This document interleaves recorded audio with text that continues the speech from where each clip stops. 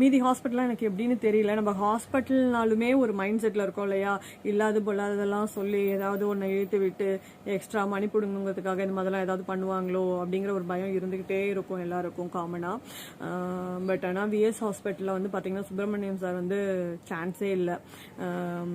ஃபினான்சியலாக அவர் first என்ன கேட்டாங்கனாக்க, ஃபினான்சியலாக நீங்கள் எப்படி அப்படின்னு கேட்டாங்க. சார் ரொம்ப ஆவரேஜ் மிடில் கிளாஸ் தான் சார், இதுவே வந்து இன்சூரன்ஸில் தான் போயிட்டு இருக்கோம், கீமோதெரப்பிலே சரி பண்ணிட முடியுமா சார் அப்படின்னு சொல்லி கேட்டேன்.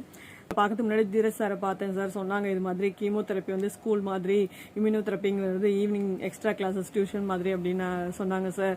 எனக்கு எக்ஸ்ட்ரா கிளாஸஸ்லாம் வேணாம், நான் ஸ்கூலில் வரைக்கும் படித்தே பாஸ் ஆகிக்கிறேன், எனக்கு படித்து ரைட்டிங்கில் எழுத மாதிரி இருந்தால் தான் எக்ஸ்ட்ரா கிளாஸஸ்லாம் வேணும், இது கராத்தே பாடி சார், அதனால வெறும் ஸ்கூல் மட்டுமே போதும் அப்படின்னு சொல்லி சொன்னேன்.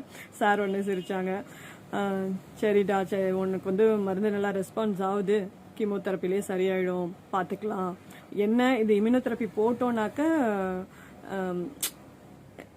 நம்ம பாடி ஸ்ட்ரென்தன் வந்து இன்னும் கொஞ்சம் நாளைக்கு எக்ஸ்ட்ரா நல்லா இருக்கும் அப்படிங்கிற மாதிரி சொல்கிறாங்க. நான் வீட்டில் வந்து சொன்னதும் ஃப்ரெண்ட்ஸ் எல்லாம் காசை பார்க்காத, பண்ணிக்கோ பண்ணிக்கோ பண்ணிக்கோன்னு சொன்னாங்க. பட் ஆனால் நமக்கு தான் மனசு வராதே, ஃபேமிலியும் நம்ம பார்க்கணும் இல்லையா. அதனால் ஏன் இம்யூனோதெரப்பி பண்ணிக்க முடியாமல் போச்சு அப்படிங்கிற ரீசனை நான் நெக்ஸ்ட் வீடியோவில் சொல்கிறேன். அது நிறைய பேருக்கு ஐ ஓப்பனராக இருக்கும். படித்து முட்டாளாக இருக்காதீங்க, முழிச்சுக்கோங்க. நான் செஞ்ச தப்பை நீங்களும் செய்யாதீங்க, ஓகேவா? வெற்றிவேல் முருகனுக்கு அரோகரா. நன்றி.